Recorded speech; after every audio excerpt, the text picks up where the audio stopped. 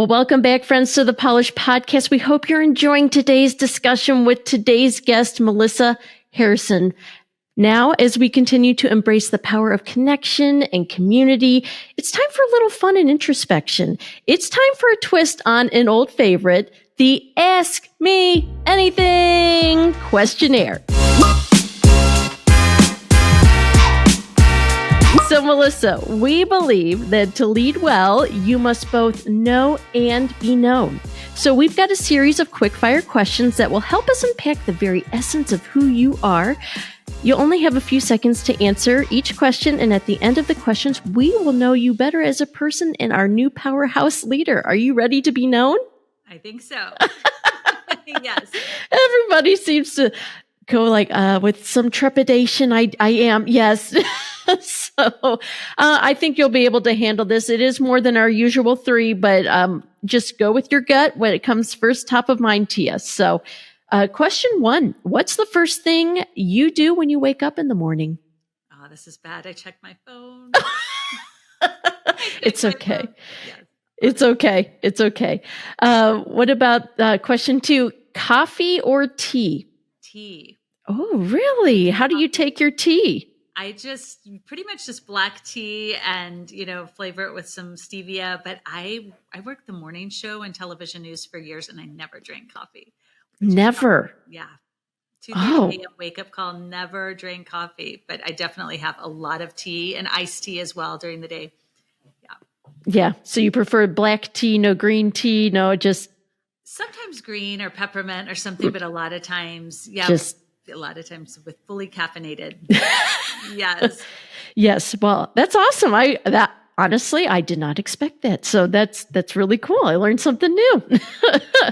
If you could have lunch with any woman from history, who would it be? Oh gosh, that is a good question.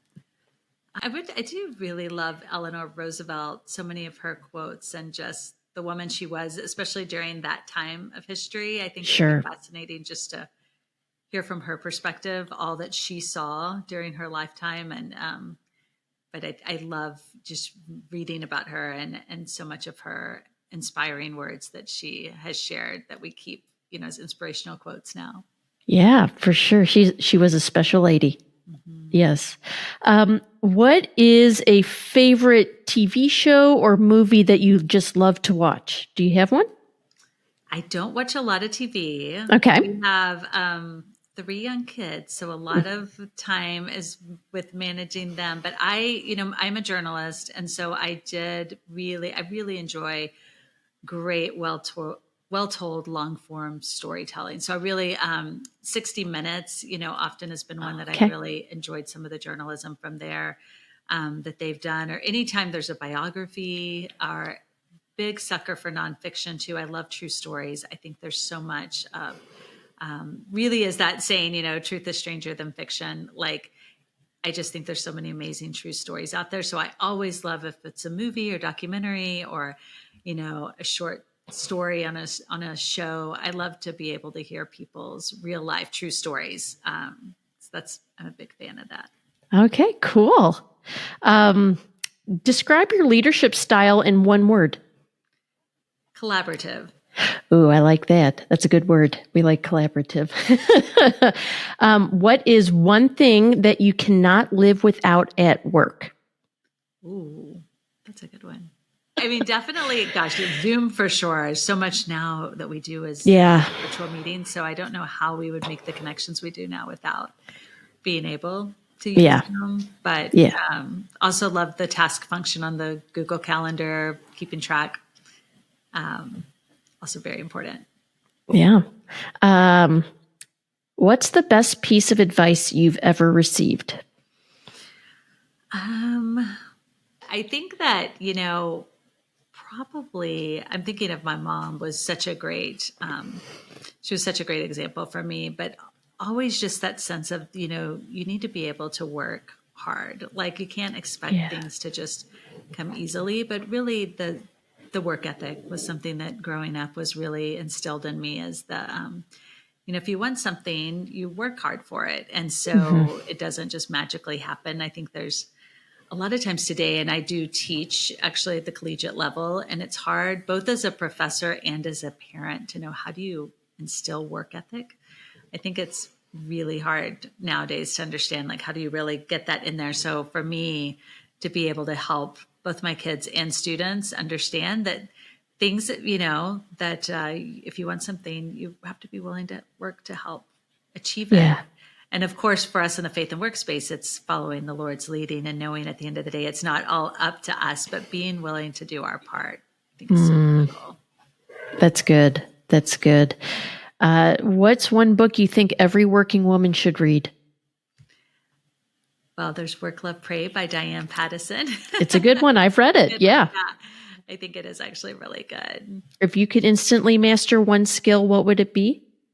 I would love to be a culinary expert chef. I mean, my mom, I grew up in a home where she was incredible. I'm adopted, so I argue that I didn't get the gene. That's the only excuse I really have, but I just feel like the way to people's hearts. So often I grew up in a home where it was through the stomach, and I miss, the elaborate meals and things that she would put together. I wish I could just master that skill quickly. That's good. That's good. I behind me is my list or my cookbook collection. I like to cook too, so that's awesome. What is a Bible verse that has been significant in your leadership journey? Romans 8:28 is just kind of my verse that I go to, just that all things work together for the good of those who love him and are called according to his purposes. And I love just seeing how God can work all things together for good, even the messy. So as a leader, that's so helpful and so promising for me, is just to know that God's in it, and that when we're following him, he could work it all out for good. Even the parts that you're not sure where and how that part is going to come into play, that God can bring it together in such a masterful way. Oh, that's so good. And my final question for you is, if you had a theme song that played every time you entered a room, what would it be? Oh, gosh. Oh, wow. That is good. My daughter just had this for her softball team. They had to choose a song that was. Are you serious? That song. Gosh, I mean, this may be just more of where I am right now. It's not. Sure. It's definitely not like a pump you up song, but I love that song, "The Goodness of God." Just seeing that's a good one. Because it's like whatever circumstance you find yourself in, but just knowing that, like, from the time as a child, all the days of my life, I've lived in the goodness of God. It really helps. If I can listen to that before any meeting or event or something going on with the family, then it's just such a way to, like, just remind and level set that God is with us. And so I do love that one. But, our family listens to it. My son plays football, so we've got a lot of, like, Eye of the Tiger. Yes. So, if I need, like, a day where I really need some energy, maybe something a little more upbeat. But the theme of the song, goodness, yes, definitely.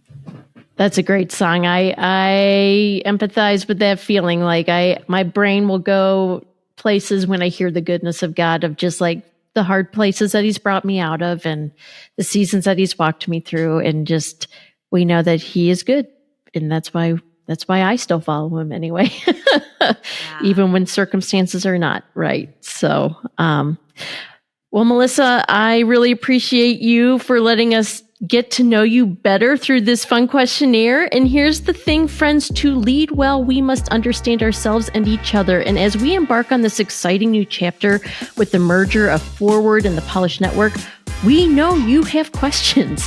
We encourage you to visit our Boldly Unified webpage, where you'll find all the FAQs about this transition and what it means for you. You can do that by heading over to polishnetwork.org/come-together to check out the Boldly Unified page today, and feel free to reach out with any questions that you may have. We cannot wait to move forward with you.